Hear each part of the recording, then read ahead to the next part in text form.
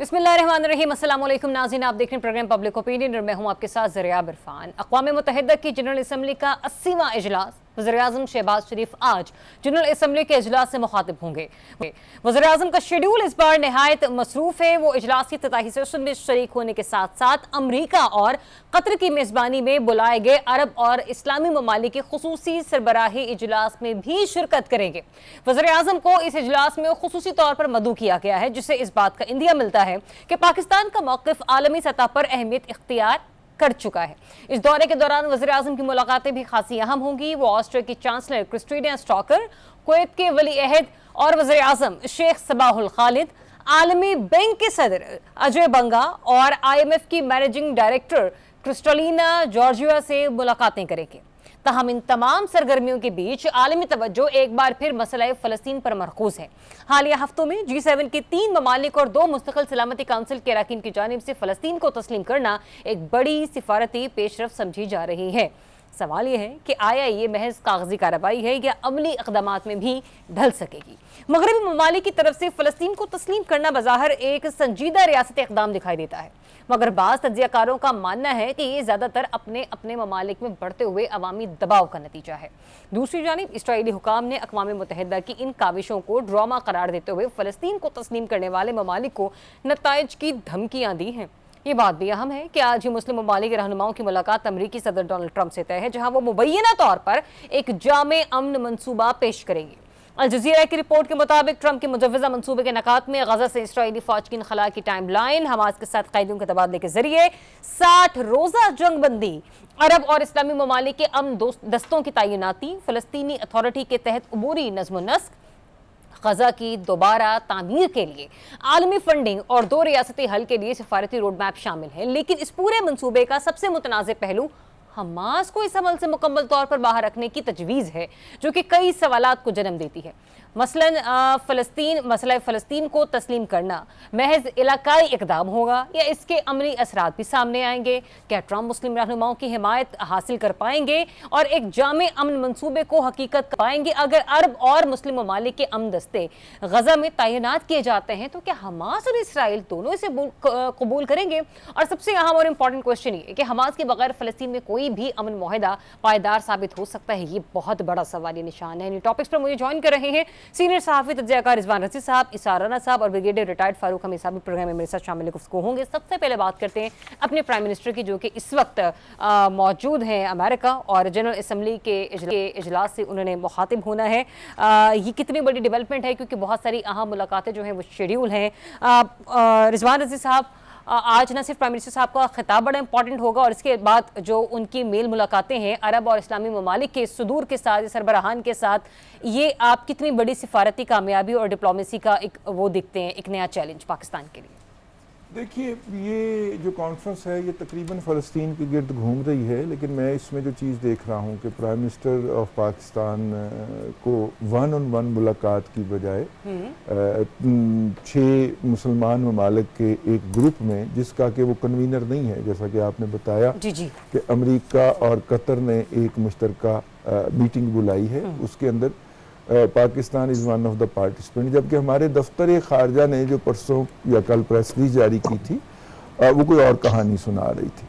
तो बुनियादी तौर पे काफ़ी अरसे के बाद किसी भी अमरीकी सदर का किसी भी पाकिस्तानी वज़ीर-ए-आज़म से शायद पहला बिल मुशाफा राब्ता होगा, या एक तो इसका ये पहलू है। हालांकि इससे पहले हमारे जो आर्मी चीफ हैं उनको बुला के यही अमरीकी सदर मिल चुके हैं, लेकिन मुंतखब क़यादत जो है उससे राब्ता जो है वो इस तरह का होगा। एक बात तो ये, लेकिन इस दौरान हमारे वज़ीर-ए-आज़म को आप शाबाश दें कि उन्होंने कहीं ये शिकवा नहीं किया कि मैं उन्हें फ़ोन करता हूँ तो वो मेरा फ़ोन नहीं उठाते। वो आराम से अपने काम पर लगे रहें। इस सफारती इजलास के अंदर शिरकत जो है वो पाकिस्तान की इस खित्ते के अंदर, इस इलाके के अंदर जो है वो बढ़ती हुई जो सफारती अहमियत है, ये उसका भी इजहार है। इसके अंदर इंडोनेशिया भी है, जो कि मैन पावर सप्लाईज़ के हवाले से सऊदी अरब का एक पार्टनर है। इसके अंदर जो है सऊदी अरब भी है, जो पाकिस्तान का डिफेंस पार्टनर है, और पाकिस्तान उसका डिफेंस पार्टनर है। और ये जो है یہ ایک قسم کا آپ سمجھیں کہ سعودی عرب اور اس کے متاثرین کا ہی یا اس سے منسلک لوگوں کا ہی یا ممالک کا، مسلم ممالک کا یہ اجلاس ہے.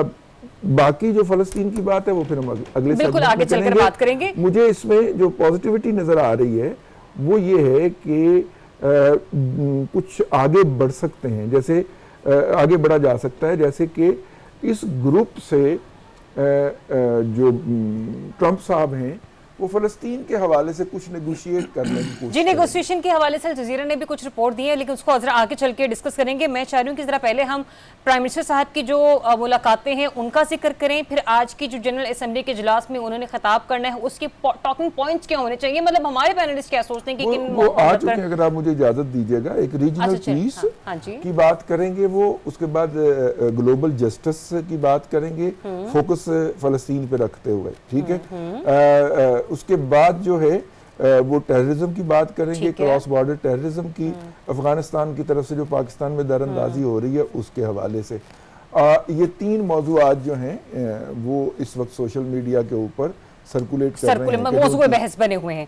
بریگیڈیئر صاحب 4 اہم لوگوں سے ملاقاتیں ہیں، ٹھیک ہے، جن میں سے 2 کا ذرا میں یہاں پہ آپ کے ساتھ ڈسکشن کرنا چاہوں گی. ایک تو عالمی بینک کے صدر اجے بنگا اور IMF کی مینیجنگ ڈائریکٹر کرسٹولینا جارجیا. یہ کتنی اہم ملاقاتیں آپ انہیں سمجھتے ہیں؟ گو کہ یہ سائیڈ لائن ڈسکشن ہوگی، لیکن آپ کو پتا ہے کہ اگر اسٹریٹجی اچھی ہو تو کارنر میٹنگز میں بھی جو ہے نا سربراہان بڑے اچھے معاملات طے کر جاتے ہیں. دیکھیں جی، ہر سال جب یونائٹڈ نیشن جنرل اسمبلی کا اجلاس ہوتا ہے تو اس کے سائیڈ لائنز پہ ہمیشہ یہ روایتی میٹنگ جو ہے پرائم منسٹر آف پاکستان کی یا whoever is leading the delegation to the assembly session، وہ یہ سائیڈ لائن پہ میٹنگ ہوتی ہیں. یہ کوئی نئی بات نہیں ہے. اسی طرح جب آپ دیکھیں ورلڈ اکنامک فورم میں پرائم منسٹر جاتے ہیں ڈیووس، تو وہاں پہ بھی سائیڈ لائن پہ IMF ہوں گے، ورلڈ بینک ہوں گے، اور جتنے انٹرنیشنل مالیاتی ادارے ہیں ان کے ساتھ بالکل ان کے ہیڈز کی ملاقات ہوتی ہے. تو میری نظر میں یہ کوئی خاص قسم کوئی خاص بریک تھرو نہیں ہے. ہم تو آلریڈی IMF پروگرام میں چل رہے ہیں اور اب اس کا جو 33واں ریویو میرے خیال وہ ہونے والا ہے. امپورٹنٹ چیز یہ ہے، لیکن میں یہ بات اس لیے کرتی تھی بریگیڈیئر صاحب، میں نے یہ سوال اسی لیے فلوٹ کیا کیونکہ پاکستان اس وقت آپ کو پتہ ہے نا ابھی بھی سیلاب کی تباہ کاریوں سے نمبرد آزما ہے. ابھی تو ہم صرف ریسکیو ریلیف کے آپریشن کو کر رہے ہیں، ریہیبلیٹیشن کا کام تو سٹارٹ نہیں ہوا. میں اسی لیے بات کرنا چاہ رہی ہوں کہ جب ہم اتنی بڑی مشکل کے اندر موجود ہیں اور ایسے میں اگر وہ کہتے ہیں نا کہ ایک خلاف توقع ایک ملاقات آپ نے ایکسپیکٹ نہ کی ہو، لیکن چونکہ آپ ایک فورم پر جا رہے ہیں وہاں پہ یہ لوگ بھی موجود ہوں گے، اور اگر وہاں پر سائیڈ لائن ملاقاتیں ہو جاتی ہیں تو کچھ گیو اینڈ ٹیک بھی ہو سکتا ہے، کچھ باتیں منوائی بھی جا سکتی ہیں. دیکھیں 2 سال پہلے بھی جب 2022 کے فلڈ آئے تھے تو ہمیں اس کے بعد بڑی انٹرنیشنل کانفرنس میں کلائمیٹ چینج کے حوالے سے کچھ پرومسز بھی کیے گئے تھے، اور تقریباً if I'm not wrong $200 million کا ایڈوانس ایک پہلی انسٹالمنٹ آ بھی گئی ہے. وہ کہاں استعمال ہوئی، کن پروجیکٹس پہ لگی، we do not know. ابھی بھی ظاہری بات ہے وہ ورلڈ بینک کو کہیں گے اور باقی انسٹیٹیوشن کو کہ یہ جو پاکستان میں اتنے بلین آف ڈالرز کے ڈیمیج ہوا ہے تو اس کا بھی ہمیں کوئی ہماری مدد کی جائے. ہو سکتا ہے شاید وہ ہو رہا ہے، لیکن بات یہ ہے کہ دیکھیں ہمیں اب اس چیز سے نکلنا چاہیے کہ فلڈز کا ڈیمیج ہوا ہے کلائمیٹ چینج کی وجہ سے، سب مانتے ہیں، لیکن بھئی ہماری اپنی اکانومی اتنی خود اب اس کو پیروں پہ کھڑا ہونا چاہیے. 4 سال ہو گئے ہیں. مجھے یہ بتائیں ہمارا جو GDP ہے وہ گروتھ جو ہے وہ ابھی بھی 1 اور 2% کے درمیان ہے. فلڈز کی وجہ سے افیکٹ ہو گیا ہے. تو حالانکہ 4 سال ہو گئے تو بھئی وہ اکنامک ریفارم، اسٹرکچرل ریفارم، وہ تمام چیزیں ان کا ابھی افیکٹ تو آنا چاہیے. لیکن میں ایک بات کہنا چاہتا ہوں جو امپورٹنٹ وہ یہ ہے کہ یہ جو ممالک نے جو اعلان کیا ہے فلسطین کو اسٹیٹ کو ایز انڈیپینڈنٹ ریاست ماننے کا، یعنی کہ 2 اسٹیٹ فارمولے کو انہوں نے اعلان کیا ہے، اس میں بالکل ایک انٹرنیشنل اپنا جو میں اس کو پروگرام میں آگے چل کر ڈسکس کروں گی، میں اس کو آگے چل کر ابھی آپ سے تفصیلاً بات کرتی ہوں. آپ نے کہا نا کاغذی کارروائی، میں ابھی بھی سمجھتا ہوں کہ یہ جو بڑی پاورز ہیں جنہوں نے جو کہ امریکہ اور اسرائیل کے اتحادی ہیں، ये अभी तक क्यों नहीं गजा को रोक सके, गजा के ब्रिगेडियर जेनोसाइड को रोक सके हैं? साहब, पॉइंट क्यों नहीं आपका आ United Nations गया। अभी जरा मैं स्पेसिफिकली बात करना चाह रही हूँ ये, क्योंकि पीएम साहब गए हुए हैं। अभी रजी साहब ने भी बताया ना कि रीजनल पीस, ग्लोबल जस्टिस, फलस्तीन के पॉइंट ऑफ व्यू से, और टेररिज्म अक्रॉस द बॉर्डर्स, ये की पॉइंट्स है कि जिनके ऊपर उनकी जो स्पीच है वो आज की जो है ना अपनी एक वो रखती है, साख रखती है। आप अभी रिसेंटली हमारे हक की कामयाबी के बाद पाकिस्तान और सऊदी अरब के दरमियान जो दफाई मुआहिदा हुआ, आपको क्या लगता है जनरल असेंबली में जो आज पाकिस्तान के वज़ीर आज़म मुखातिब होंगी और इन 3 टॉकिंग पॉइंट्स के ऊपर वो डिस्कशन करने वाले हैं, दुनिया उसे किस पैराहे में देखेगी? देखें, एक तो ट्रंप बाल बाल बच गया।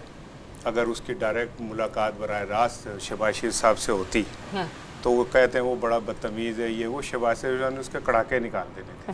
जितने वो दबंग वज़ीर आज़म है ना, और शुक्र है उसने फ़ोन भी नहीं किया, क्योंकि हमारे वज़ीर आज़म साहब भी कम इंग्लिश नहीं बोलते अल्हम्दुलिल्लाह, तो अच्छा हुआ फ़ोन के ऊपर उसकी बात नहीं हो सकी। बाकी आज का जो खिताब है, देखें पाकिस्तान का स्टांस क्या है अब ये पूरी दुनिया को पता है, और अल्हम्दुलिल्लाह हमने पिछले कुछ दिनों में जिस तरह मुख्तलिफ इशूज़ के ऊपर अपना एक इखलाकी जो स्टांस है उसकी वजाहत की है, वो बड़ा एक काबिल तारीफ़ है। और वज़ीर आज़म साहब ने भी उसी पराये में बात करनी है जो भी करनी है। हाँ, लेकिन ये कि जो ट्रंप से उनकी मुलाकात है, जो बाकी मुसलमान ममालिक के साथ उनकी मौजूदगी में, असल में तो वो है फैसला कुन घड़ी। अच्छा, अगर उस मुलाकात में ये उनको ये बावर करा देते हैं ट्रंप साहब को कि ट्रंप साहब आप अगर हाथोला करेंगे तो इसराइल की इतनी जरूरत नहीं है कि वो गजा के अंदर इतना बड़ा ब्लड शेड खेले और ये जेनोसाइड करे। अब ये मुझे नहीं पता कि इतनी इखलाकी जरूरत का हम मुजाहरा कर पाएंगे या नहीं कर पाएंगे, या वहाँ जाके भी हम यही कहेंगे कि जनाब हम आपके लिए अमन अवार्ड तो जहाँ देखें ना इसारा साहब, जहाँ पर मगरबी ममालिक और G7 ने तस्लीम कर लिया फ़लस्तीन को एक रियासत की हैसियत से, तो वहाँ पे आपको लगता नहीं कि अरब इस्लामी ममालिक के लिए ज़रा मामलात आसान हो गए हैं डोनाल्ड ट्रंप से इस बारे में बात करने के या अपनी बात मनवाने के? एक्चुअली तो मैं थोड़ा सा शायद कनूतियत पसंद आदमी हूँ। मुझे रजी साहब से साथ रह के मुझे ज़िंदगी की खुशियाँ और रंग जो है ना वो नज़र आने शुरू हुए अल्हम्दुलिल्लाह। गम में भी हंसना चाहिए। तो हाँ, और जितने रंग इन्होंने पिछले दिनों देख लिए हैं ना, तो वो सारे रंग अब मेरे चेहरे पे भी आना शुरू हो गए। तो बात ये है कि जब ये मुलाकात होगी, आपने जिसका कहा, मुझे इसमें भी एक जो नज़र आता है वो ये कि आप इसराइल को तस्लीम करने जा रहे हैं। हाँ। 2 रियासती, जब आप उस फार्मूले पे जाएंगे तो डेफिनेटली पाकिस्तान समेत बाकी ममालिक को भी 2 रियासती फार्मूला मानते हुए इसराइल को तस्लीम करना पड़ेगा।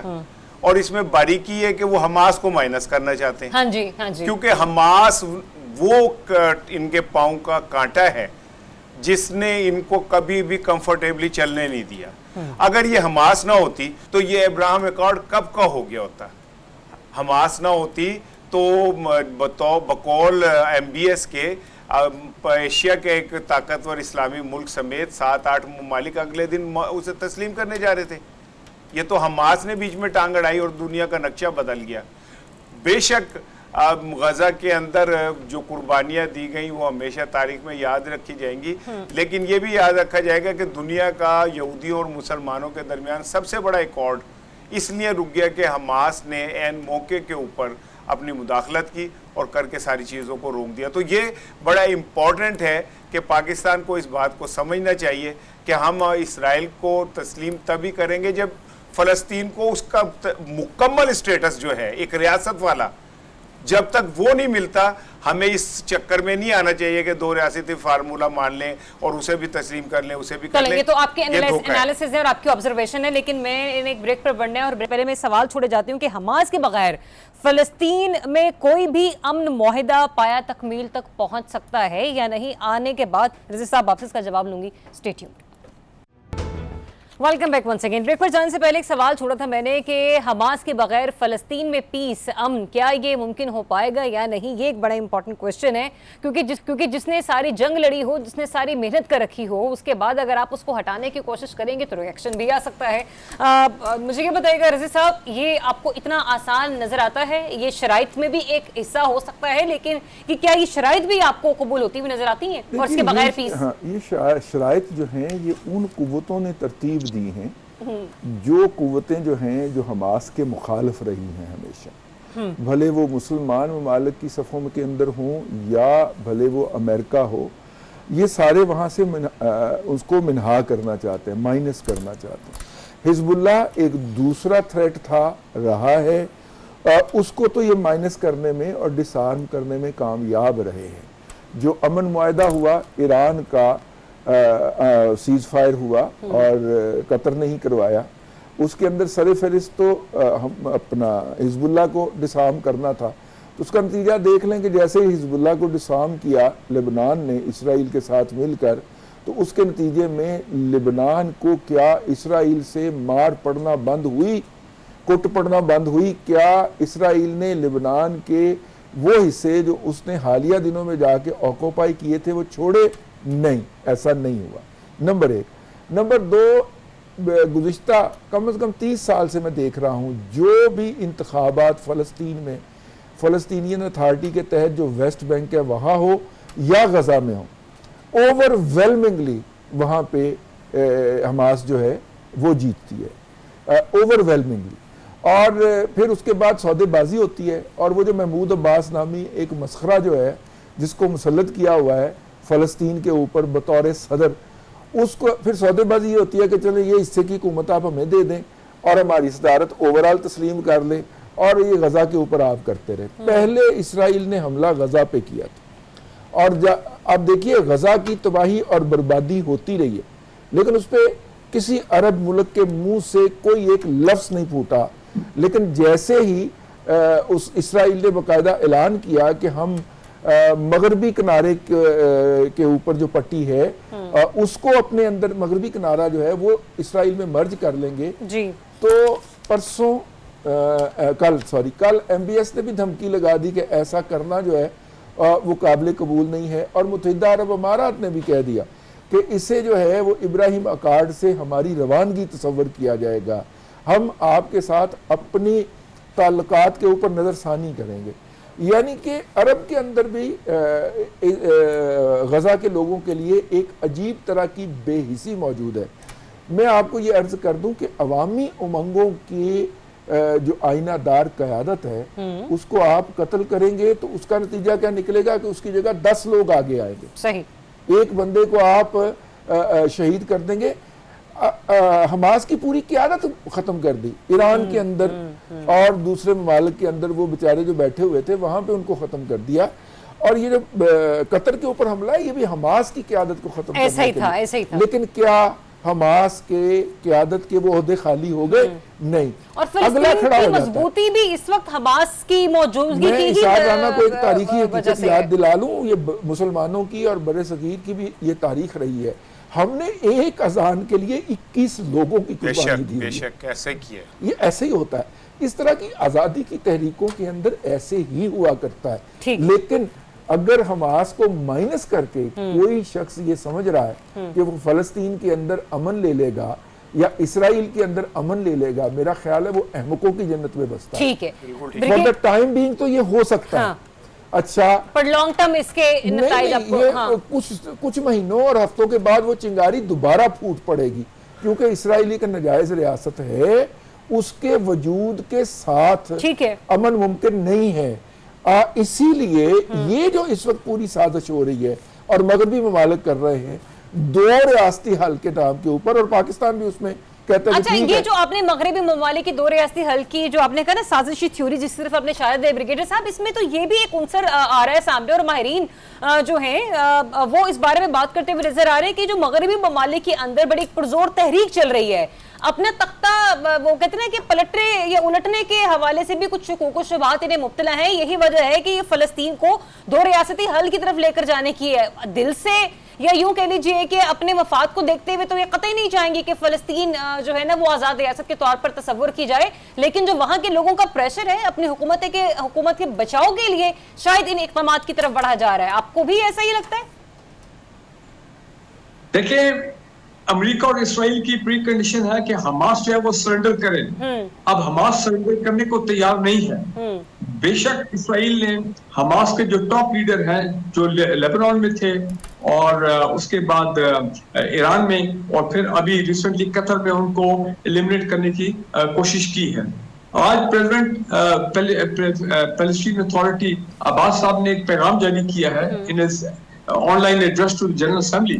انہوں نے کہا کہ آپ فلسطین اسٹیٹ کو ایکسپٹ کریں، سیز فائر کریں، یہ غزہ کا معاملہ ختم کریں اور ٹوٹل ریہیبلیٹیشن بحالی ہو تو حماس جو ہے اس کو ہم آئندہ کی جو فلسطین اسٹیٹ روڈ اتھارٹی اس میں حماس کا کوئی رول نہیں ہوگا گورننس میں. لیکن بات یہ ہے کہ یہ بھی کہا جا رہا ہے کہ اگر حماس ایگریمنٹ کر جاتی ہے کسی شکل میں تو یہ اسرائیل نے تو ایک قسم کا سبوٹاج کیا تھا. وہ تو چاہتے نہیں کہ کوئی ایگریمنٹ ہو. تبھی تو انہوں نے جو حماس کی جو پیس ٹاکس ہو رہے تھے قطر میں انہوں نے وہاں پہ ان لوگوں کو جب وہ اکٹھے تھے تو وہاں پہ ان کو ٹارگیٹ کرنے کی کوشش کیا. شاید ایک کی ڈیتھ ہوئی، باقی بچ گئے. مقصد یہی ہے کہ نہ امریکہ چاہتا نہ اسرائیل چاہتا ہے. مقصد وہ چاہتے کیا ہے؟ وہ چاہتے کہ ٹوٹلی ایلیمنیٹ کریں فلسطینیوں کو، تو ان کو زمین کے دشت سے جو ہے ان کو بالکل ختم کر دیں، ایکسٹرمنیٹ کر دیں ٹوٹلی، اور دنیا میں وہ پھیل جائے. کہنے کا میرا مطلب یہ کہ جو کچھ ہو رہا ہے یہ سمجھنے کی کوشش کریں یہ part of a plan, it is a part of a destruction plan کہ جناب دنیا کو بھی امپریس کریں، اپنے لوگوں کو بھی امپریس کریں، لیکن کرنا وہی ہے جو ہم نے کیا ہوا ہے کہ جناب ان کی نسل کشی کرنی ہے، ان کو ختم کرنا ہے. ٹھیک ہے بریگیڈیئر صاحب، پوائنٹ آپ کا آ گیا. اور یہاں پر ایک میجر کوشچن یہ بھی کھڑا ہوتا ہے کہ جب مغربی ممالک تصور کر چکے ہیں فلسطین کو، اس کے باوجود جو زمینی صورتحال ہے وہ ہمیں تلخی دکھائی دیتی ہے. اسار رضا صاحب، یہ واقعی میں یہ نا ایک دو دھاری تلوار کہ ایک طرف آپ مان بھی رہے ہیں، تسلیم بھی کر رہے ہیں مغربی ممالک، اور یہ کوئی چھوٹی ریاست تھوڑی سر، بڑی بڑی ریاستیں ہیں، ٹھیک ہے، لیکن اس کے باوجود جو گراؤنڈ ریالٹیز ہیں وہ فلسطین میں جوں کی توں ہیں.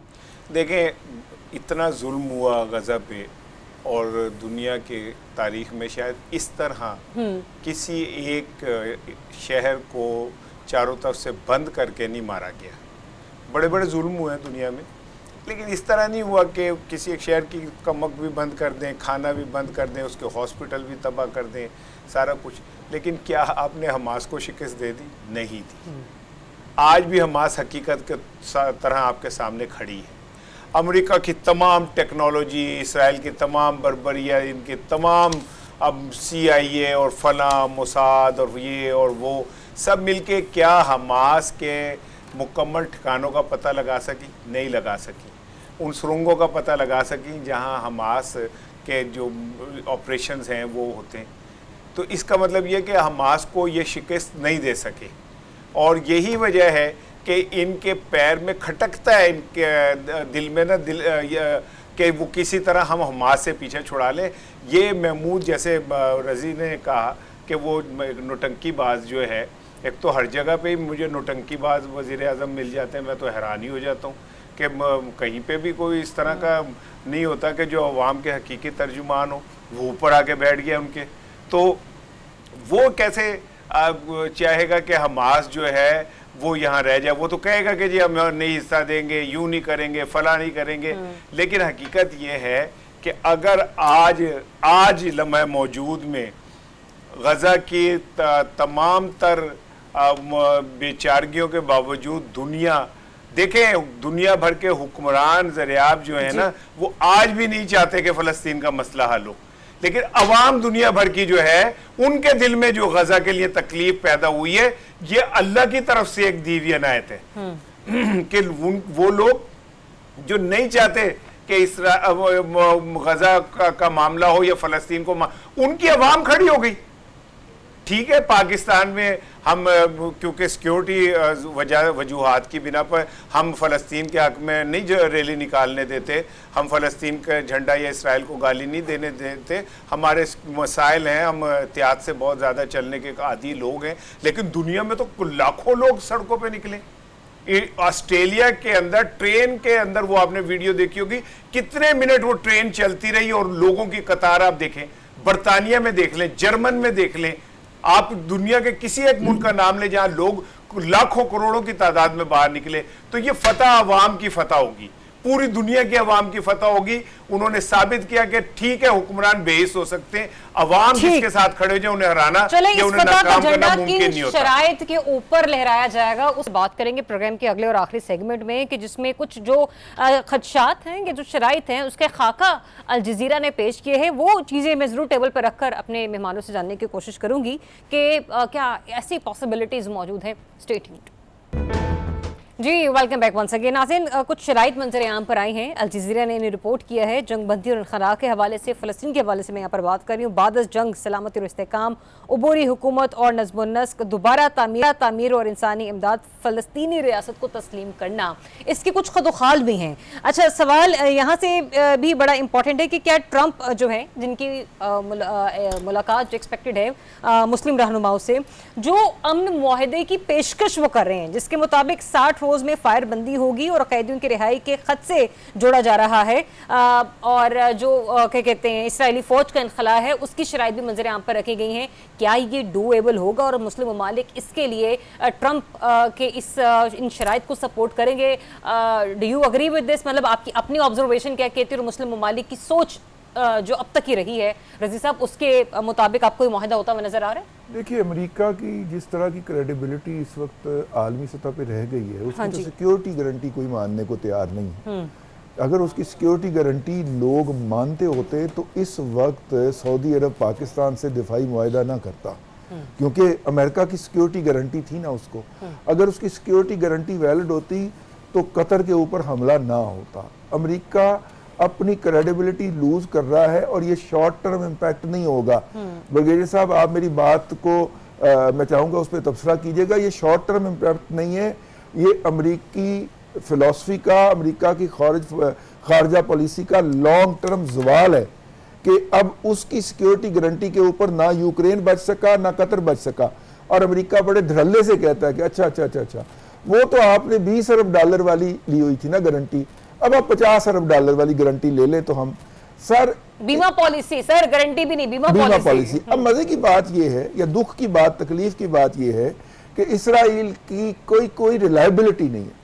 اسرائیل نے کم از کم 8-9 معاہدے کیے ہیں فلسطینیوں کے ساتھ, اور کسی ایک معاہدے کی کسی ایک شک پہ اس نے عمل نہیں کیا. ہاں, وہ والے عمل ضرور ہوا ہے جس میں انہوں نے گن پوائنٹ پہ کہا ہے کہ جی ہم تمہارے قیدی مار دیں گے, تمہارے جو لوگ ہیں فوجی مار دیں گے اگر تم ہمارے لوگوں کو نہیں رہا کرتے. وہ ضرور قیدیوں کا تبادلہ ضرور ہوتا رہا ہے, لیکن اس کے علاوہ آن گراؤنڈ جتنے بھی معاہدے ہوئے ہیں, بھلے وہ کیمپ ڈیوڈ والا لے لیں, بھلے جو مرضی لے لیں, اس میں سے اسرائیل نے کسی معاہدے کے اوپر آج تک عمل درآمد نہیں کیا. لیکن ان معاہدوں کے اوپر عمل درآمد کرنے کے نتیجے میں امریکہ نے کبھی بھی اسرائیل کو اوئے بھی نہیں بولا. امریکہ نے ہمیشہ اسرائیل کا دفاع کیا ہے ہر فورم کے اوپر. اس کے خلاف آنے والی قرارداد کو اقوام متحدہ کی سلامتی کونسل کے اندر ویٹو کیا ہے. اسرائیل نے, امریکہ نے اس کی غلطیوں کو بھی دفاع کیا ہے. اس لیے کوئی بھی ایسا معاہدہ ہو جائے اسرائیل کے ساتھ جس کا گارنٹر امریکہ ہے, مجھے اس کی مستقبل قریب میں موت کے علاوہ کوئی دوسری صورت نظر نہیں آتی. لیکن ایک اس میں سے جو فساد کے پھیلنے کا باعث بنے گا, اور میرے منہ میں خاک, وہ ورلڈ وار کا باعث بھی بن سکتا ہے, وہ یہ ہے کہ جو پیس فورسز ہیں, وہ ان پیس فورسز میں اگر کسی ایسے ملک کی فوج جیسے پاکستان ہے وہ ہو جاتی ہے پیس کیپنگ فورس کے طور کے اوپر, اور وہ وہاں پہ اسرائیل کو اس کے ظلم و بربریت سے روکنے کی بات کرتی ہے یا کوشش کرتی ہے, تو یہ فلیش چلیں یہ بڑا اچھا آپ نے پوائنٹ ہائی لائٹ کیا. میں بھی اسی طرف آنا چاہتے برگیڈیئر صاحب, غزہ میں امن قائم رکھنے کے لیے علاقائی عرب اور مسلم ممالک کے فوجی یا امن دستے بھیجنے کی بھی تجویز ہے, یہ الجزیرہ رپورٹ کر رہا ہے. انڈونیشیا پہلے ہی اپنی افواج بھیجنے کی تیاری ظاہر کر چکا ہے. میرا سوال اس کے اوپر یہ ہے کہ کیا یہ حماس کو ایکسیپٹیبل ہوگا؟ امریکہ تو چلے پھر تھوڑا بہت راضی بازی ہے, اور عرب اور اسلامی ممالک بھی چلے اس خواہش کا اظہار کریں گے, لیکن کیا فلسطین اور حماس کے لوگ اس کے اوپر رضامند ہوں گے؟ देखें, जो मुझे आपके समझ आई है, जरा आवाज क्लियर नहीं है आपकी आ रही जी। मेरा ख्याल है अगर कल को ये वाकई ये जो पीस प्लान है अगर ये सामने आ जाता है और इसमें कोई प्रोग्रेस होती है और वाकई सीज फायर होता है, तो एक इंटरनेशनल फोर्स, पीस फोर्स का या यूनाइटेड नेशन की पीस कीपिंग फोर्स की अगर बात होती है गजा के इन इलाकों में, यकीनन मैं समझता हूँ पाकिस्तान बिल्कुल पाकिस्तान को करना चाहिए कि ये हमारी हम तो वैसे United nation peace keeping forces में हमारा एक बड़ा मकाम है, बड़ी इज्जत है पूरी दुनिया में, तो मेरा ख्याल है इसको तो बिल्कुल पाकिस्तान को इसमें शामिल होना चाहिए along with other Arab and Muslim country. एक ये बात। दूसरा मैं आपको ये बताऊं, आज जो उनकी मुलाकात होनी है मुस्लिम लीडर्स के साथ प्रेसिडेंट ट्रंप की, यकीनन वो कोई अपना प्लान आगे देंगे और उस प्लान पे देखें कि क्या कंसेंसस निकलता है। जारी बात है बहुत डिबेट होगा, लेकिन एक चीज ज़हन में आप ये रखें, आज मैं पढ़ रहा था 10 अक्टूबर को नोबेल पीस प्राइज का ऐलान होना है और मेरा ये सस्पेंड ये है कि डोनाल्ड ट्रंप साहब की कोशिश होगी कि कुछ ना कुछ मामलात हो जाएं, कोई ऐलानात हो जाएं किसी किस्म के भी, ताकि फिर वो जो उनका एक अपना एक ख्वाब है, अपना ड्रीम है कि मुझे नोबेल पीस प्राइज मिले, शायद वो ख्वाब उनका पूरा जो है वो हो जाए। तो मैं ये समझता हूँ कि एक और चीज बड़ी इंपॉर्टेंट है, आज हमारे प्राइम मिनिस्टर साहब जो मिलेंगे उनको कश्मीर का मामला रेज करना चाहिए। वो डोनाल्ड ट्रंप 5 महीने हो गए हैं, प्रेसिडेंट ट्रंप ने कहा था कि कश्मीर पे वो मुसालत करेंगे या मीटिंग करवाएंगे पाकिस्तान और इंडिया की एट न्यूट्रल साइट, अभी तक कोई पेशरफ नहीं हुई है। एक मरतबा भी प्रेसिडेंट ट्रंप ने कश्मीर के बारे में कोई बात नहीं की है कि जनाब ये अभी तक क्यों नहीं मीटिंग हुई है, क्यों नहीं प्रोग्रेस हुआ। जाहिर बात है इंडियन ने रिजेक्ट कर दिया है, लेकिन मेरा कहने का मतलब ये है कि क्या जब हमारा वक्त आता है, जब हमारे फायदे की बात आती है, जब कश्मीर की बात आती है, उस वक्त तो ये सब लोग चुप कर जाते हैं, कोई प्रेशर नहीं लगाते हैं, कोई सिक्योरिटी काउंसिल में रेजोल्यूशन नहीं आती, कोई कुछ नहीं होता। वो अलग बात है कि प्राइम मिनिस्टर ऑफ पाकिस्तान जब जाएंगे खिताब करेंगे जनरल असेंबली में, तो जिस तरह पाकिस्तान के जिस तरह पहले हेड ऑफ स्टेट जाके खिताब करते रहे, हमेशा फलस्तीन की बात करते हैं, कश्मीर की बात करते हैं, इस दफा जाहिर बात है मैं समझता हूँ कश्मीर पे ज्यादा जोर देना चाहिए और प्रेसिडेंट ट्रंप को बताना चाहिए कि जनाब आपने जो वादे बिल्कुल, जब खत्ते में रहते हुए पाकिस्तान अपना एक असर रसूख कायम कर रहा है दफाई सलाहियतों में भी, खारजी सतह पर भी, तो वहां पर जाहिर सी बात है ये एक बड़ा यूं कह लीजिए कि चैलेंजिंग होगा। लेकिन मीनवाइल चूंकि मैं शराइत को भी यहाँ पे डिस्कस कर रही हूँ साराना साहब, उन शराइत में से एक शर्त ये भी है कि गजा की तबाहशुदा बुनियादी ढांचे की तामीर नौ के लिए बैनुल अक़वामी फंडिंग का फ्रेमवर्क जो है ना उसको भी टेबल किया जाएगा। तबाहशुदा हम देख रहे हैं गजा को, कहत है, तिब्बी बहरान है, इंफ्रास्ट्रक्चर तो अब है ही नहीं ना, इंफ्रास्ट्रक्चर नाम की कोई चीज़, पॉसिबिलिटी कैसे हो पाएगी गैर मुल्की फंडिंग करके सर, बैनुल अक़वामी फंडिंग के थ्रू? अच्छा, ट्रंप ने तो बहुत पहले इस ख्वाहिश का इजहार किया था कि जी मैं गजा को खाली करा के और दोबारा से बनवाऊंगा, ठीक है। तब तो उसे फंडिंग की ज़रूरत नहीं पड़ी थी, क्योंकि तब तो उसका मकसद ये था कि किसी तरह हम इन लोगों को, बचे खुचों को उठा के बाहर फेंक दें और हमास का जो वहाँ पे नेटवर्क है उसको एक दफ़ा एक्सपोज कर दें। तो उसने कहा था जी मैं खुद ही ये सारा कुछ कर लूँगा। अब उसे पैसों की ज़रूरत पड़ गई है, लेकिन चलें, मैं ये समझता हूँ कि ये मेरे लिए तो बड़ा एक शर्म का मुकाम है कि अब हम गज़ा के मुसलमान बहन भाइयों के लिए पूरी दुनिया से भीख मांगेंगे। वो ममालिक भीख मांगेंगे जो अरबों डॉलर के तोहफे दे देते हैं किसी को, है किसी को कितने मिलियन डॉलर का था सर वो तैयारा जो ट्रंप को पेश किया, Trump 400 million dollar, 400 million dollar का। यानी वो ममालिक जो 20-20, 30-30 बिलियन डॉलर के सिर्फ जग्गा टैक्स देते हैं अमेरिका को, ठीक है ना, वो अपनी सिक्योरिटी के नाम पे और किसी के नाम पे। और जब वो ट्रंप ये कहता है कि जो इस सऊदी अरब की बादशाहत है ये तो 4 दिन ना रहे हमारे बगैर, और वो ब्लैकमेल करके वहाँ से $1 ट्रिलियन के बिजनेस हासिल करता है, वो ममालिक कह रहे हैं जी हमने दुनिया से पैसे इकट्ठे करने। शर्म नहीं आती है आप लोगों को? इतने पैसे तो आप सालाना हरम पे खर्च देते हो अपने, जितने पैसे तुम दुनिया से भीख मांगने निकले हुए हो। मुसलमानों को गैरत करनी चाहिए, शर्म करनी चाहिए। इन हुक्मरानों को निकाले पल्ले से पैसे और कहें कि ये हमारे बहन भाइयों का मसला है, हमारे भाई जख्म है, हमारी बहनें जख्म है, हमारे बच्चे दूध के लिए बिलक रहे हैं, हम अपने पल्ले से, अपनी जेब से हम इतने गयूर हैं کہ ہم ان کی مدد, ان کی بحالی کے لیے ہمیں کسی کے آگے ہاتھ نہیں پھیلانے, اور انہیں یہ نہیں پتا چلتا کہ ہماری تعلیمات یہ کہ اگر ایک بھائی ہمارا اب بے بس کہہ دیں اتنے لفظ استعمال کرنے کی بجائے وہ فرتے جذبات میں وہ کہتے ہیں کہ سر بعض اوقات آپ کو الفاظ بھی نہیں مل رہے ہوتے. میں نا رضی ایک میری طرف سے نصیحت کرتے ہیں, کمپرومائز ہیں یہ اسلامک ورلڈ کے لیڈرز, کمپرومائز ہیں بالکل. میرا خدا کی قسم بس چلے نا تو میں اس پروگرام میں جھولی پھیلا پھیلا کے انہیں بددعائیں دوں. میں جھولی پھیلا دیتا ہوں, ٹھیک ہے نا, نہیں آپ کی جھولی بہت تنگ ہے, چھوڑ دیں.